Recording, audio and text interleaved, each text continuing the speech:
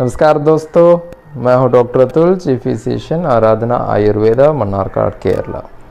आज इस वीडियो के माध्यम से हम एसिडिटी के बारे में बात करने जा रहे हैं।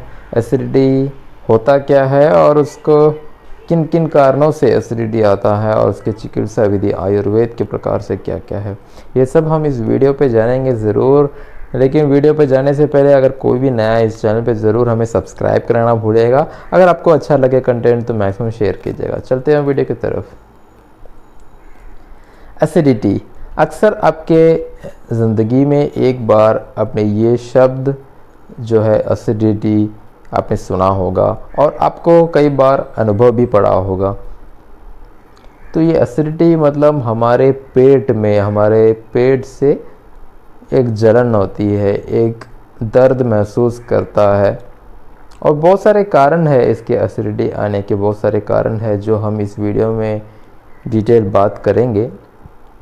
तो आयुर्वेद के हिसाब से मैंने पहले कई वीडियो में बताए हैं, आयुर्वेद में जो बताया गया है उसके हिसाब से देखें तो 70 से 80 जो परसेंटेज हम बता सकते हैं जो रोग है हमारे पेट से होते हैं, जो हमारे अग्नि के रिलेटेड हो, जो हमारे दहन के रिलेटेड हो, पेट से आता है।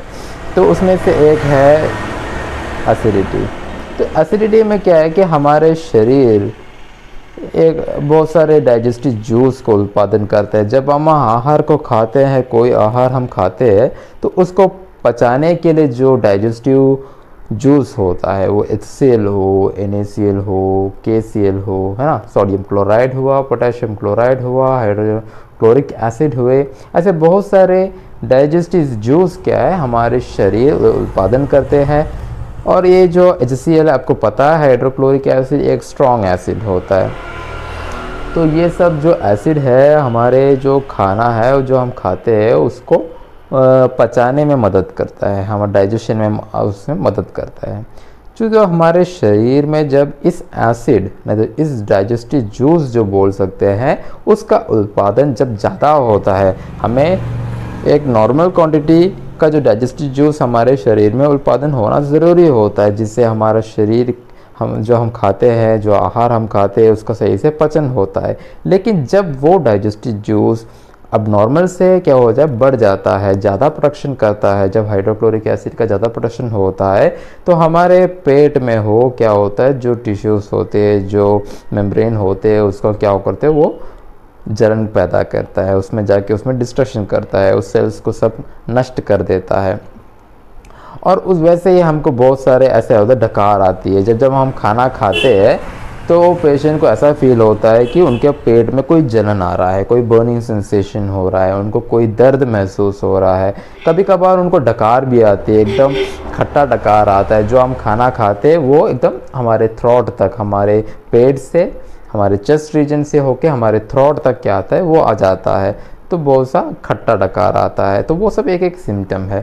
तो इसके आने के बहुत सारे कारण हैं, वो हम जान लेते हैं। क्योंकि आयुर्वेद में चिकित्सा से मुख्य क्या है, कौन कौन कारणों से, किन किन कारणों से, कौन कौन से ऐसे रीज़न है, कॉज है जिससे आपको एक रोग आता है, वो जानना बहुत ज़रूरी होता है। क्योंकि आयुर्वेद में जो पहला चिकित्सा बताया गया है वो है निदान परिवर्जन। निदान क्या होता है, कॉज होता है, कारण होते हैं, तो उसको ना दोहराया जाए, वही आयुर्वेद का प्रथम चिकित्सा होता है। तो इधर भी आपको वही करना है।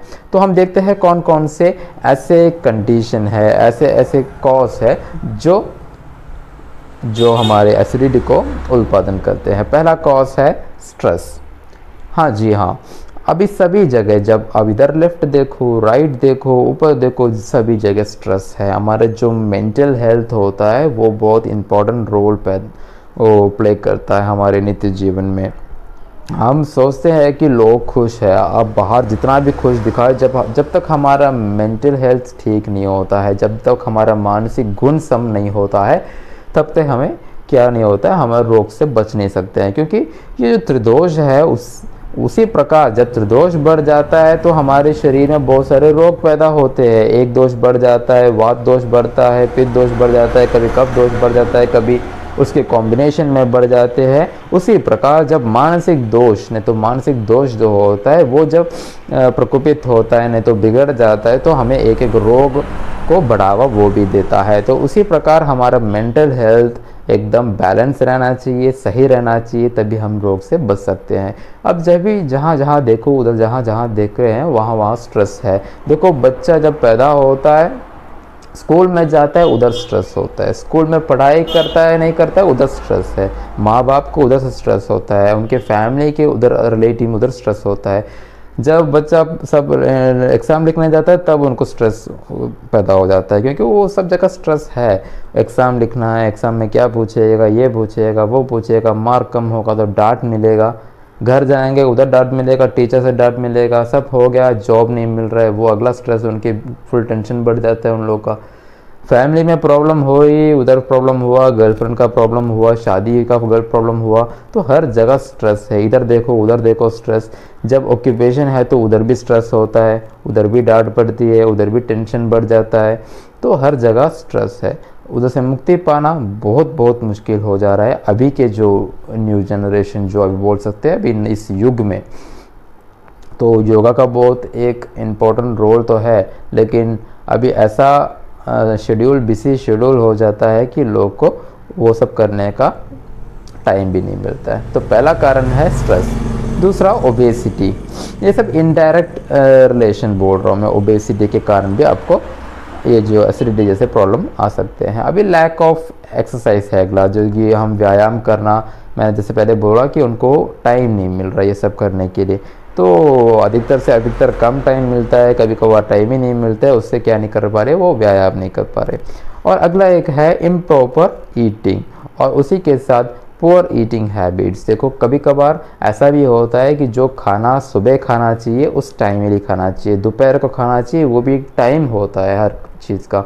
ऐसा नहीं कि आप सुबह का खाना आप जाके 12 बजे खाओगे, दोपहर का आप 5 बजे खाओगे और रात का 12 बजे, रात के 12 बजे खाओगे, वो सही नहीं है। तो उसके लिए क्या होता है, एक एक टाइम होता है, हर एक खाना हो, दोपहर का खाना हो, सुबह का खाना हो, एक टाइम होता है। अब मैक्सिमम एक काम कीजिएगा, सुबह का खाना 9 बजे से पहले खाने की कोशिश कीजिएगा, और दोपहर का 1 से 2 बजे तक खाना खा ही जाना चाहिए, और रात का भी हो तो 8 से 9 बजे के अंदर आप खाना खा लीजिएगा।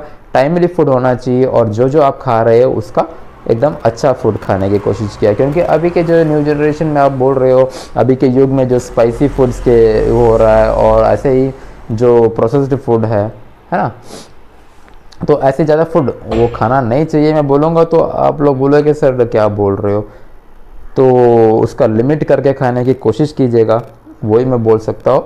और ऐसी जो स्पाइसी फूड होते हैं, जिन जिनको एसिडिटी की प्रॉब्लम है, आप ज़्यादा से ज़्यादा तीखा जो आहार होता है, जो कि अचार हुए, ऐसी ऑयली फूड्स क्या होता है इसका बढ़ावा देती है, नॉन वेज फूड हो इसका बढ़ावा देगी, है ना, तीखा फूड इसका बढ़ावा देता है। ऐसी आप फर्मेंटेशन जिससे यूज़ करते हो, वैसे जो आहार हो, इडली डोसा हो, उसका उपयोग कम से कम कीजिएगा, क्योंकि ये सब हमारे जो एसिडिटी को क्या करता है, बढ़ावा देते हैं। और अब अगला हम पूछते हैं कि जब भी एक पेशेंट आता है, हम पूछते हैं उनको कोई हैबिट्स है कि नहीं, कोई भी हो, स्मोकिंग हैबिट हो, अल्कोहल हो, तो ये सब क्या करते हैं हमारे शरीर में इसका बढ़ावा दे दे, इसलिए हम इस कारणों का सबको एक एक करके पूछते हैं। अगला है चाय और कॉफ़ी का सेवन।